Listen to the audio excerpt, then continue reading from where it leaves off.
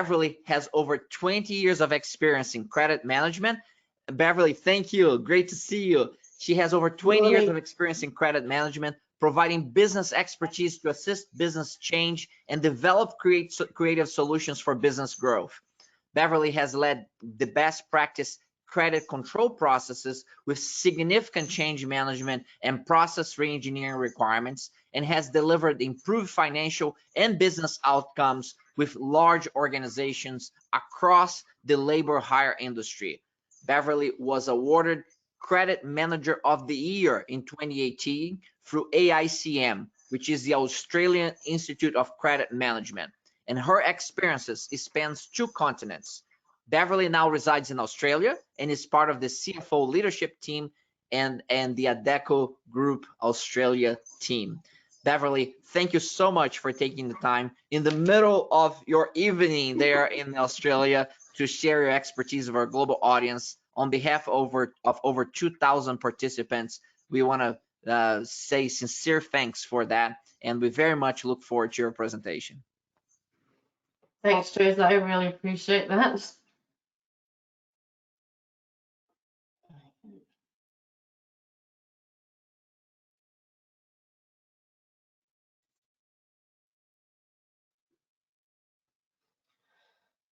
Can you see the presentation? Because the icon didn't come to give me right.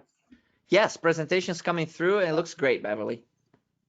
Beautiful, thank you. I really appreciate that.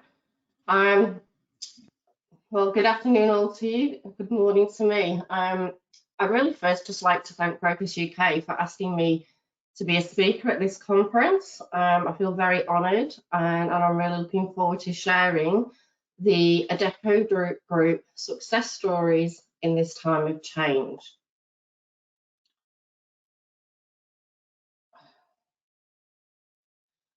"2020 was probably one of the most difficult years that many of us have had to face, both personally and professionally. The COVID-19 pandemic triggered fear in many, but what we also need to take and appreciate is that it triggered an acceleration in digital transformation on an unprecedented scale. Companies were forced to have their entire workforces working from home or close their doors. Many worried about survival and how it will work, were just some of the questions. I work for a global labour hire business based here in Australia, and our main concerns were, how on earth could we have our entire payroll team working from home and still process thousands of timesheets each week and subsequently pay between 4,000 and 4,500 associates? How could our accounts receivable team process all the receipts received into our banks and collect outstanding invoices to ensure that our cash flow was constant and healthy? We receive approximately $50 million per month, which needs to be allocated against outstanding invoices to ensure that our customer accounts are up to date. This then enables the collection process to continue and gives clarity to the business on the status of its customers. Again, how will our finance team be able to collate all the information required to ensure that our month-end deadlines are met? For our company, not only did we manage to do each of the above, but we also managed to have one of our best years. We managed to reduce our days sales outstanding by 6 days and reduce our outstanding debt to below 5%, which we measure at 1 day past agreed contractual terms. So even though we were not face-to-face and everybody worked remotely, and we even had some people relocate to other states, our performance was not impacted. This shows that in this new world, performance is not based on the number of hours you work or if you show up in an office. It's on the clarity of your work that needs to be done and the outcome expected. We worked very hard to ensure our financial independence. We never used any overdraft facility, and we managed to increase our financial position. So I think the key messages here are that if your teams are aligned and have clear guidelines and expectations, they will be unstoppable and unbeatable. 2020 was not all doom and gloom, and we all grew in ways that nobody could have imagined, and we need to continue.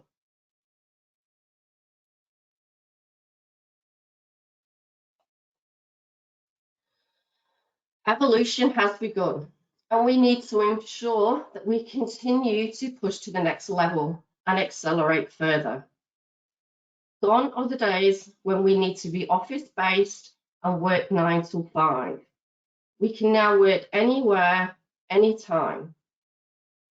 Video conferencing will continue to have a permanent presence in almost all meetings, which saves on travel expenses. Will we need to continue to have large office spaces for our shared services teams? Or could companies downsize, again, saving potential dollars on leases? We will continue to transform the way we work and the workplace of the future. This is not an option, it is a necessity.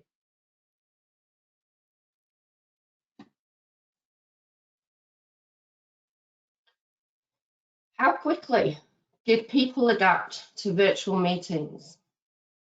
Using Microsoft Teams, Zoom, Skype, to name a few. The need for humans to stay connected made virtual connectivity easy. Here at Adecco, we use many ways to ensure that our teams and everybody worked together and we stayed connected. We had virtual coffee meetings. We even had drinks parties and what we called jam nights, which was basically the Adecco's Got Talent. And anybody who could sing, dance, play an instrument, got together and put on live shows for the entire workforce. We had quiz nights. We even had cooking lessons where one person would be in charge. They would send out lists of all the ingredients people needed to buy and then would talk through step by step to create the perfect dish. This was fun, but it also enhanced people's communication skills and the way that we moved forward. You name it, people did it, and we all thrived. We can do anything when we put our minds to it. We all adapt, learn new skills, new ways of communicating, and there's always more to learn. However, there does need to be a balance as we lose connection with people. We as humans need interaction for both our own mental health. So, although virtual connectivity will play a part in the future, it will not be as it was in 2020. Before I move on to change and transformation, I would like to share a quick video with you which highlights the impact that change has both on us as individuals and what we need to do to embrace this. I will ask Jose to play this video for me. Very well, I'm working on it right now.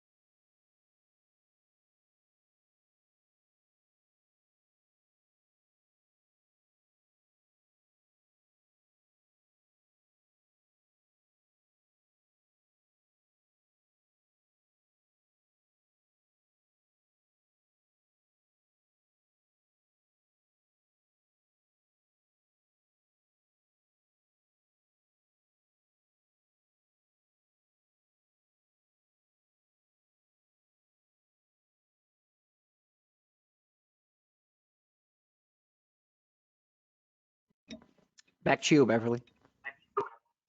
Thank you.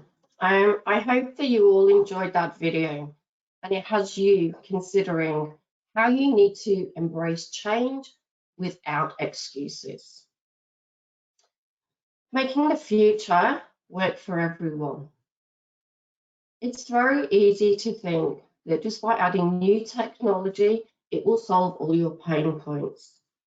But without going back to basics and reevaluating your current processes, you will just end up with the same but delivered in a shiny new toy. Have you evaluated your current processes, functions, divisions, and departments? And what could the future look like for you? Currently, we are looking at transforming the way we work by implementing new strategies, which will be a combination of new systems and redefined processes. We are currently mapping out our current processes, procedures, policies, and practices. We're identifying our bottlenecks and pain points. We will review these processes to see what can be improved either by new technology or performed by RPA, or even just improving the actual process. By using a mixture of both technology and a combination of technology and skills, it will help to ensure your best practices.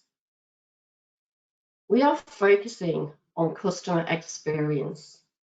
Both are internal and external, as we need to understand our customers' pain points, and they will be both different for your internal and external. The voice of your customers is your only credibility. We need to make it easy for our customers to work with us. By designing and implementing integrated and disciplined end-to-end processes, which in other words means put in place where we can full digitalization of operating models and keep things simple. Simplify, simplify, simplify. The least hands that touch, least errors occur. Change.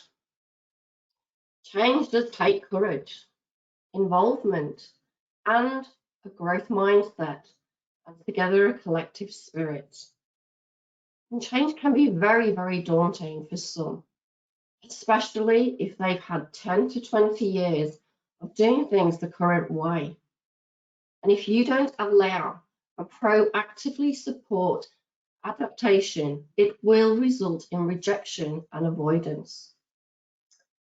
To ensure change is accepted and runs smoothly, you must promote the possibilities and involve your employees in the transformation project as much as possible, as their inputs are vital to get them to come on this journey with you. With every aspect of change or improvement, ask, what will we get out of this? Will it help simplify the work? And will people welcome it? You need to ensure that we enable cross-departmental collaboration, as business transformation impacts many departments, and we need to ensure that they collaborate and communicate with ease. Lead, engage, and enable your workforces in new ways with inspirational leadership.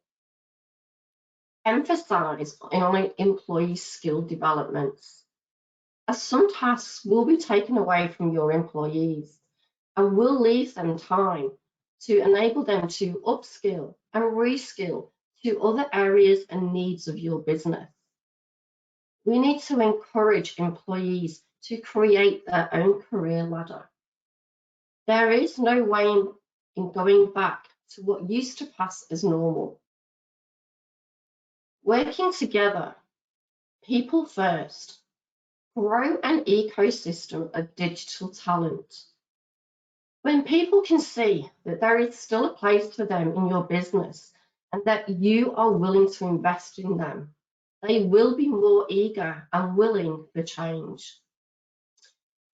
Here in Australia specifically, the Adecco Group, we have begun to work together as a collective spirit by embracing stronger collaboration between our group of brands. Here we have Adecco Australia, Modus, Spring Professionals, Lee Hecht Harrison and General Assembly.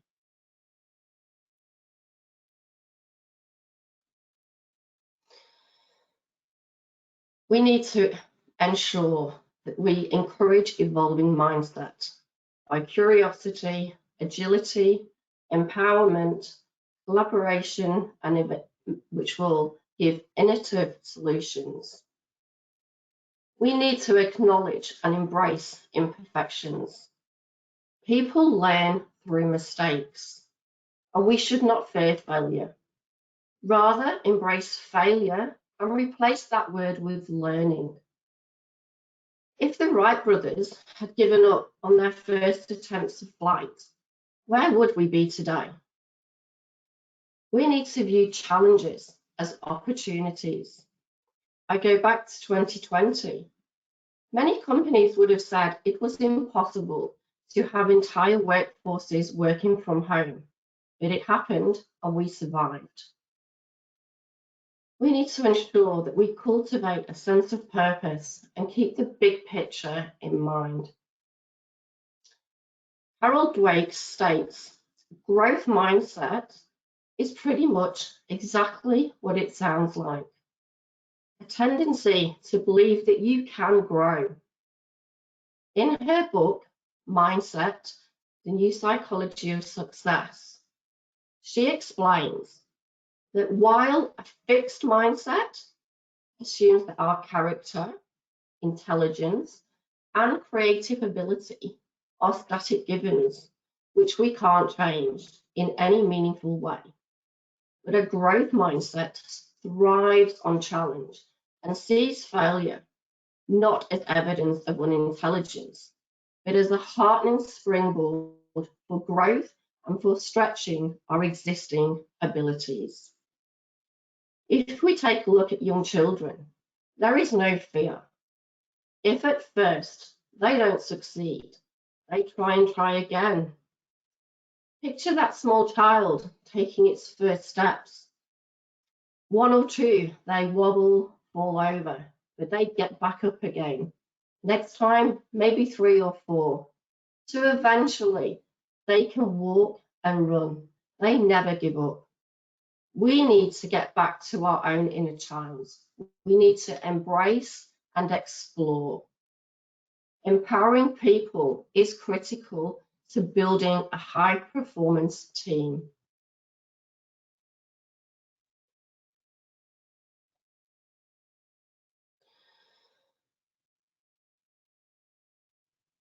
Data analytics. Here, we are currently offering our staff training in data analytics and data science. If your company is not already using data analytics, then we soon will be.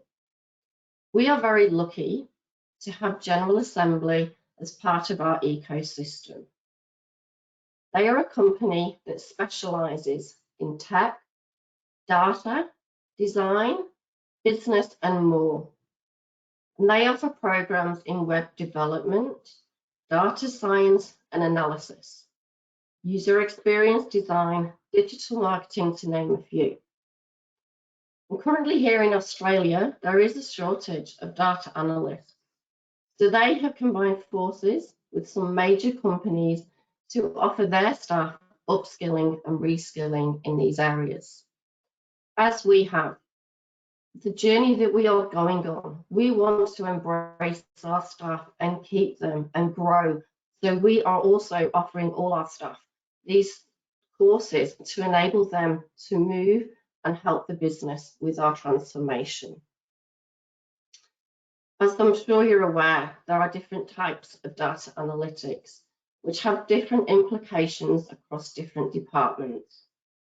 We have the descriptive analytics, which does help you analyze what has happened in the past, which can help businesses understand how it's performing.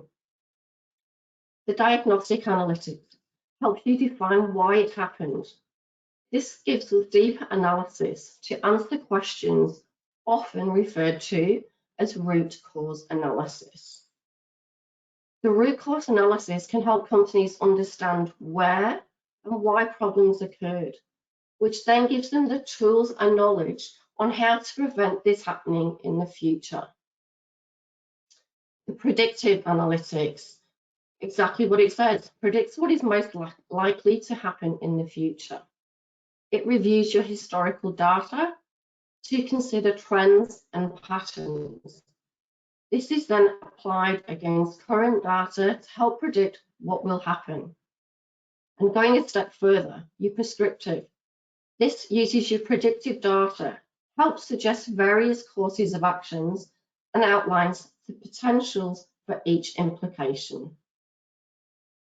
We will all remember data being used and still used to predict the increase in the COVID-19 infections, especially here in Victoria. We were told if certain restrictions were not imposed, then our figures would rise by X by a certain date. But if these restrictions were in place, then we could get hold of the disease and decrease our figures by X. People were not happy with the restrictions that were put in place, but whether we like it or not, by using this data analysis, we did get the desired outcome. So, what could the future of financial analytics look like? Many organisations have focused on improving their analytical processes, but some are still missing valuable sources of insights. While many have put much focus on record-to-report processes and producing financial results on budgeting, planning, and forecasting, data from procure to pay and order to cash is not always being used. If we leverage off these two processes, it could provide valuable information regarding customer behaviour, supplier performance, which could reveal key opportunities or risks to your business. By including data from these processes, it will help give a complete picture of your business. Aligning with the financial data provides right-time views into trends and signals that inform on decision-making that can impact future results. If we just focus on order to cash, and if we analyse your debtors and focus on customers that pay on time and are really low maintenance, what are the correlations between these customers? Are they all in a particular industry? I don't know, are they in a state? Are the APs based onshore or offshore? Do they require POs? Just could be some. By analysing this information and finding the correlations between your customers that are with ease to work and give you no grief, pay on time, and low maintenance, we can pass this information onto our sales team. Obviously, we want to grow our business with those customers, but we can also use this to analyse other companies who have similar correlations and give this to the sales team to get them to pursue business with them, because we all want to deal with customers that are easy and pay on time. Again, we all know who our problem clients are, but do we know what the similarities are with them? Are we able to analyse our cost to serve? To be business leaders and make optimal decisions, we need factual data to enable us to improve operations, reduce our costs, save time, and increase profits and productivity.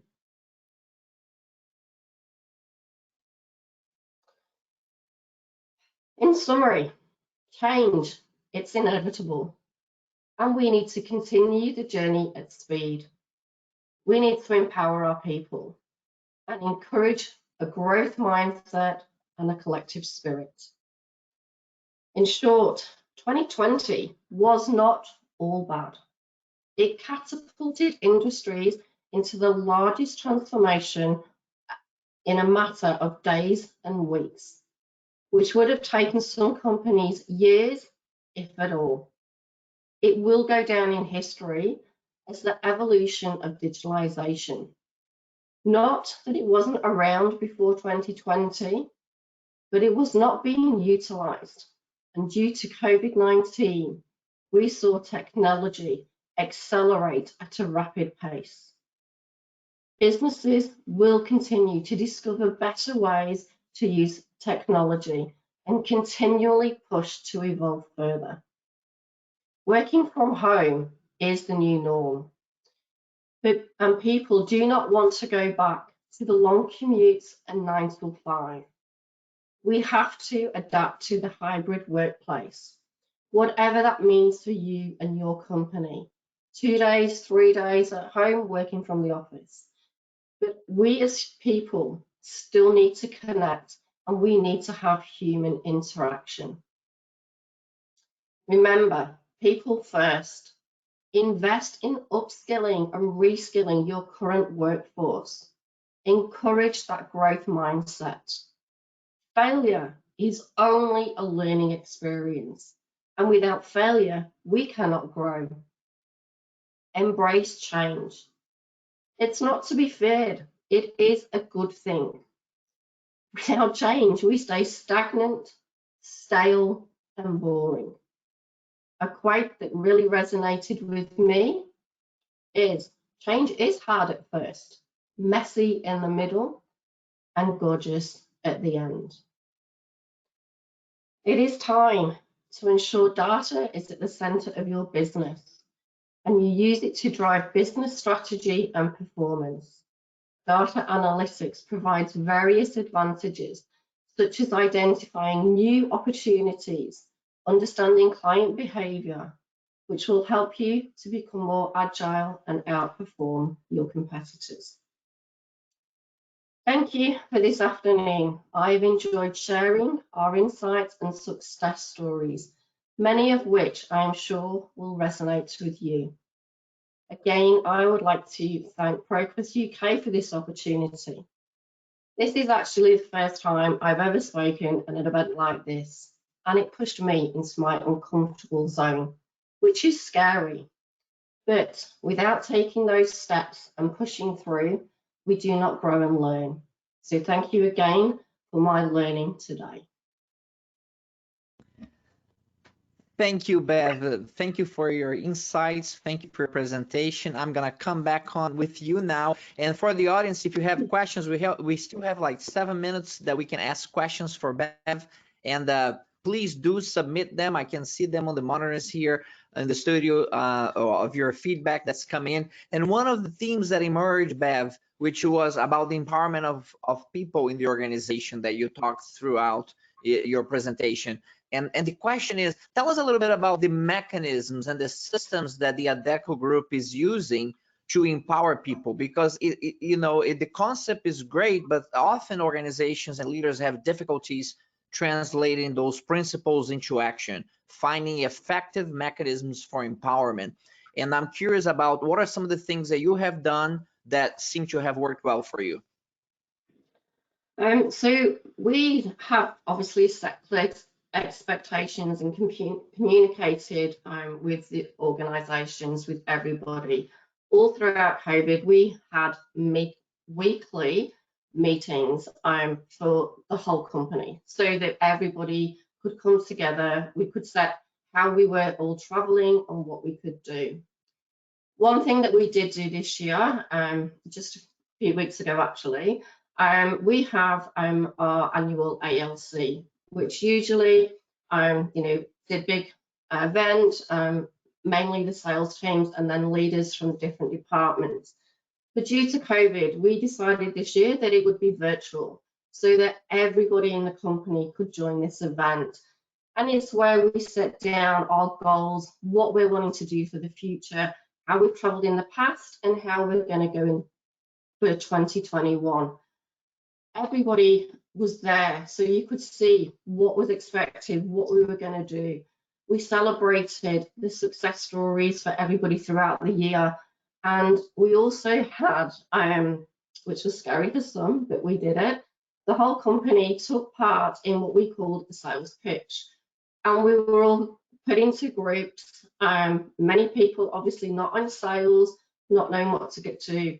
We were given different questions, and we had to come up with how we would present that to a customer, and then put a video together of how the presentation would went. Many people were pushed again into their uncomfortable zone, but they enjoyed it, and at the end they really grew, and they really appreciated the whole company coming together, so that they heard firsthand of the strategies and not through just their immediate managers. They heard it from the top, which, yeah, people really appreciated that and grew. That's excellent. And Bev, when it comes to empowering organizations and people in the organizations to take action, to not just have ideas, but actually take action on those ideas, one of the questions that has come up as you're presenting is that how do you go about tapping on the wisdom of the organization and understanding what ideas people have? And that's one level of empowerment. But even more important than that, how do you help them own those ideas and execute on those ideas for strategy execution, ideas for value creation, ideas for innovation for customer services, and many other ideas? How do you go about identifying, prioritizing, and executing on the ideas that people come up with? So we encourage all our managers, we all have meetings and we go through strategy and we listen to all of our people. We don't dismiss any idea, and we ensure that we can work through it, and we have steering committees, and as soon as it comes up, we want to encourage people to learn. Their idea may not work, but it could be that it can tweak so that we can make sure that everybody feels included. We never ever shut anybody down, and we ensure that we listen to them, because we can have some great success stories. You know, just because people have done things one way doesn't mean it's correct, and we make sure we empower them. So just with your line manager, we talk through what's going through, and then those line managers go to their committees and they bring those ideas to the table, and they ensure that people are recognized. We also, you know, every month we have recognitions for all our employees and awards that are given. And, you know, some of those are from the ideas that they've come up with, and we support and promote that. Because without that, if you don't promote the people, they're never going to come up with any more ideas for you. And we all need to grow and learn all the time. Very well, Bev. One other question that came up that was interesting is that how did you win the Credit Manager of the Year award? What is that all about, and how do you become the Credit Manager of the Year? We all want to hear about that. It was all through nominations that through the Australian Institute of Credit Management, and they have awards for different states. So I was nominated for the achievements that we've managed to do here at Adecco by obviously reducing the overdue debt, putting in new strategies, innovation, and where we could, digitalisation, and all that was sent to the Committee for the Australian Institute of Credit Management. Their board reviews everything that you've done throughout that year, and then it's all a voting panel of how you do it. I didn't know until the night that I'd won. I just knew that I was a finalist. Was very overjoyed and gratitude for that award. It was amazing. Great experience and learning curve. I've been very fortunate on my journey, and I've had some amazing mentors along the way. And I just feel that it's time now to ensure that we all give back and we all mentor, because without those people, I wouldn't be where I am today. I'd also just like to say I've been very fortunate. You know, it's early hours of the morning here, but my 2IC has also been helping me along this journey. She's been my sounding board and springboard for this presentation and has also got up with me in the morning. So I'd just like to thank Rachel Murray as well for helping me on this journey. Well, that is just fantastic. First of all, congratulations again on all that you have done personally and professionally, what the organization has achieved, and this journey of growth and innovation that you are all on. We're incredibly grateful for you to be up at 4 a.m. in Australia right now and communicating, sharing your expertise and insights with our global audience. So thank you very much for that. We really appreciate you being with us. No, thank you for the opportunity. I really appreciate it. Thank you, Beverley. Thank you. Thanks. Bye. Bye-bye.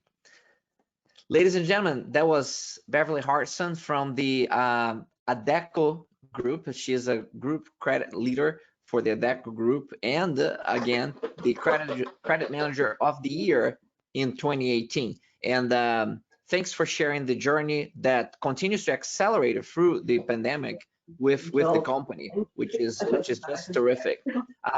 This completes our day 2 interaction and our day 2 presentations.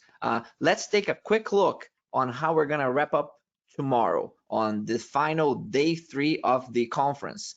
So we're going to start with the first session directly from Doha with the Executive Vice President of Digital Transformation of the Doha Bank. So he's going to talk about digital transformation, operational excellence in financial services, and how they're being applied at the Doha Bank.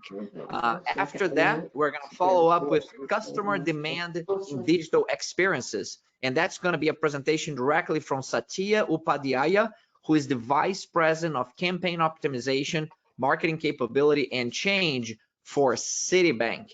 So Satya is going to be with us, and he's going to give us the journey of customer demand digital experience at Citibank. And following that up, we'll have a presentation from the UK with the lead business architect for Deutsche Bank. And specifically, Dr. Arthur Preuss is the lead business architect on the financial crimes division of Deutsche Bank. And he's going to be talking about how to terminate a relationship with the customer. Why would you do that? And how do you do it correctly? It's a very interesting view from a major financial organization on a segment of their operations, and on how you terminate a customer relationship and why would you consider doing something like that. And then finally tomorrow, the last presentation of the day and also of the summit will come from Cara Bibiani, who is the global leader for HR mergers and acquisitions at Hewlett Packard Enterprise. So she's going to be talking to us about the interplay of culture and financials in assessing deal success when you look at mergers and acquisitions. So that will be a fascinating view of that aspect of financial services. So I'm very thankful for all of you to be with us today. I'm hoping to see you back tomorrow. Between now and then, check our post on LinkedIn under José Perez. Engage with the speakers. If you have questions, ask them there. And we're going to have the speakers and certainly myself providing updates via the LinkedIn post. So between now and tomorrow, you can use that as a communication platform, and we'll be back with you tomorrow in the morning, in the afternoon, or the evening, whatever the right time is for you tomorrow, whatever you are in the world. So thank you again for your engagement, and I hope you have a good rest of your day. Not ones I've prepared for. No, those are actually quite cool about the